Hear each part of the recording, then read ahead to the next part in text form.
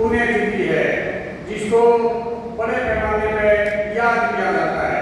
लेकिन आप देखिए उन्हीं ताकतों के द्वारा 6 दिसंबर को हिंदुस्तान की धार्मिक सद्भावना को तोड़ने के लिए बाबरी मस्जिद को तोड़ने का काम करके नफरत का वातावरण भी बनाया था। ये चीजें भी हमें ध्यान जरूर रखनी चाहिए। और इस पोजीशन में हम कह सकते हैं कि सद्भाव की सदैव होली, साथ होना है ईद और होली।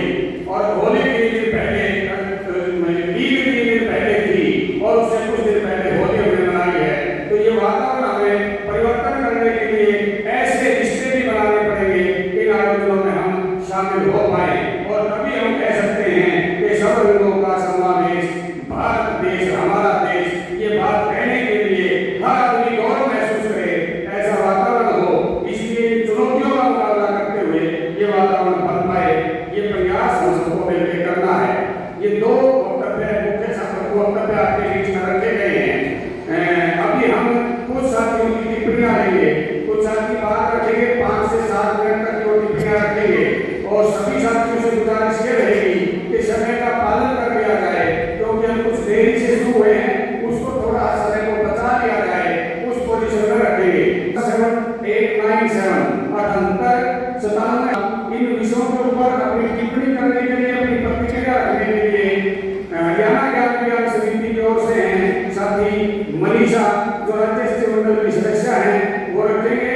4 साथी टिप्पणियां रखेंगे, 5 से 7 मिनट का अध्यक्ष मंडल और सभा में उपस्थित पूरे हरियाणा से आए हुए बहुत विद्वान साथियों, कार्यकर्ता साथियों, आज बाबा साहब का 134वां जन्म दिवस या 133वीं वर्षगांठ के बाद एक साल बाद मनाई जाती है, मना रहे। अभी मेरे से वक्ताओं ने बातचीत करते हुए बाबा साहब के योगदान की बात की। हम लोगों को ये भूलना चाहिए कि उन्होंने सामाजिक न्याय की बात उठाई। उस समय वो सिर्फ दलित साथियों की बात नहीं कर रहे थे, वो महिलाओं की भी बराबर बात। ये बात हमें लगातार ये ध्यान में रखनी चाहिए कि हिंदू कोड बिल को लेकर के उन्होंने जितनी बातचीत की, जितनी हमारे समझ रखी, उस पर उनका एक गहन अध्ययन था। एक सभा को उन्होंने संबोधित किया जिसमें 75,000 लोग शामिल थे और 75,000 में से करीब 20,000 महिलाएं थी।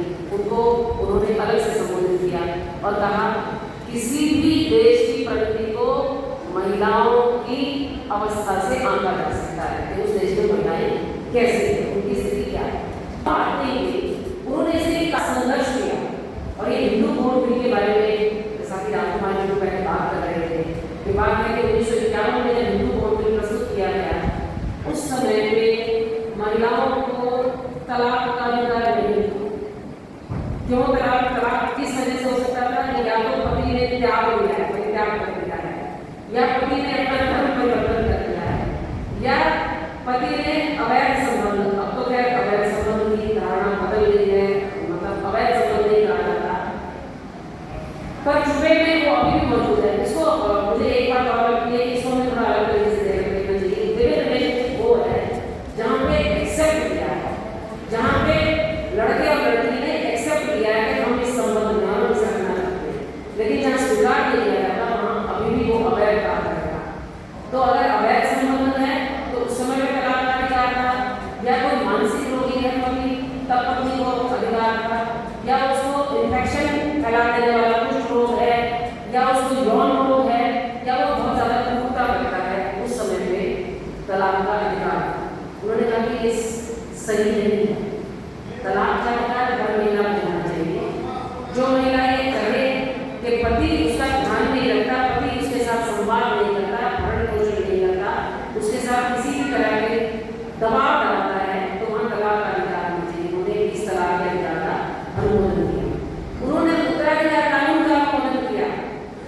और ये बात जो है, जो दक्षिणपंथी ताकतें अभी हैं, उस समय भी थी। और संविधान सभा के अंदर भी जब उन्होंने कहा कि महिलाओं को बराबरी का अधिकार देना चाहिए, पारिवारिक संपत्ति में अधिकार देना चाहिए, विधवाओं को विवाह का अधिकार होना चाहिए और बहु विवाह प्रथा पे रोक लगनी चाहिए, तो संविधान सभा के भीतर बैठे दक्षिणपंथी और उसको सिर्फ ये कहा जाएगा कि सिर्फ RSS और हिंदू महासभा के लोग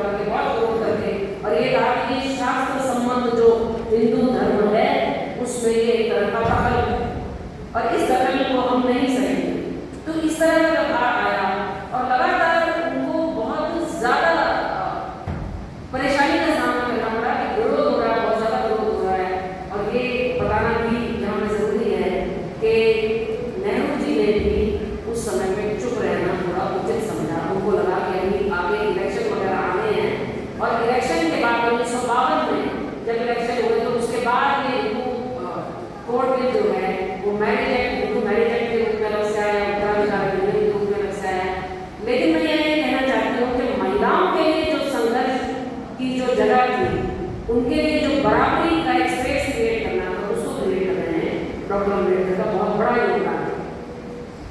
अगर ये सब चीजें नहीं उठाते, हालांकि इन सारे सवालों को उठाते हुए एक जगह ये भी है कि उन्होंने कानून मंत्री के पद से इस्तीफा दिया, क्योंकि उन्हें लगा कि वो जो बात कहना चाहते हैं, जो बात बताना चाहते हैं, वो किसी तरह से लोगों की गले नहीं उतर रही है, उसको पास नहीं होने देना चाहते।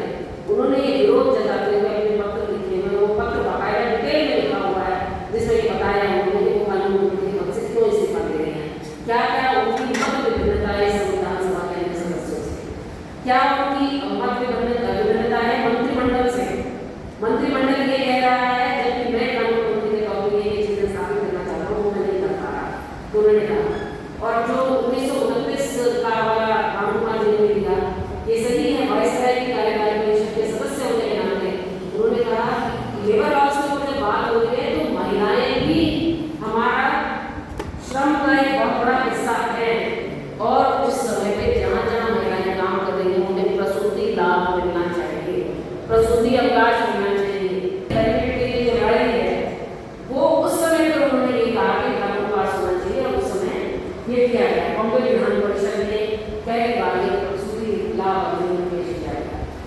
अब ये सारी बातें बताने का एक अर्थ ये भी है कि नींव रखी, उसमें उनका वाकई दिल जान लगा था, अंतरात्मा लगी थी, जिससे उनको पीड़ा हुई। उन्होंने कहा कि महिलाओं को बराबरी का दर्जा मिलना ही चाहिए। आज के समय में हम लगातार देख पा रहे हैं क्या कुछ हो रहा है, संविधान पे चोट हो रही है, काम मिलता नहीं है, नौकरी है नहीं, तो श्रम कानून लागू करने का सवाल ही नहीं होता। और दूसरी बात, महिलाओं को किसी भी तरीके का दर्जा बराबरी का नहीं दिया जा रहा। उनकी प्रस्तुति कैसे की जा रही है कि वो होनी चाहिए, वो हिंदू राष्ट्र बनाने में मुख्य भूमिका निभाते। वो कैसे 2 बच्चे की बजाय 6 बच्चे पैदा करें, महिलाओं की उपयोगिता यही है। लगातार बताया जा रहा है आपकी उपयोगिता यही है, आप बैठो, आप चुप रहो, आप घरों में ही रहो, सुरक्षित रहो, आपको नौकरी करने की जरूरत नहीं है, आपको अभिव्यक्ति करने की जरूरत नहीं है। हमारे जो युवा साथी थी जो ये कह रही थी कि लड़कियों के जो हॉस्टल हैं उन हॉस्टलों को भी कैद की तरह से ना बनाया जाए, उनको भी बाहर जाने का अधिकार है, वो आराम से रात को आए, वो समझ सकती है कि जीवन कैसे जीना है। उन्होंने पिछला थोड़ा बदल दिया, दूसरी कार्यकर्ताओं को उठाकर जेल में डाल दिया।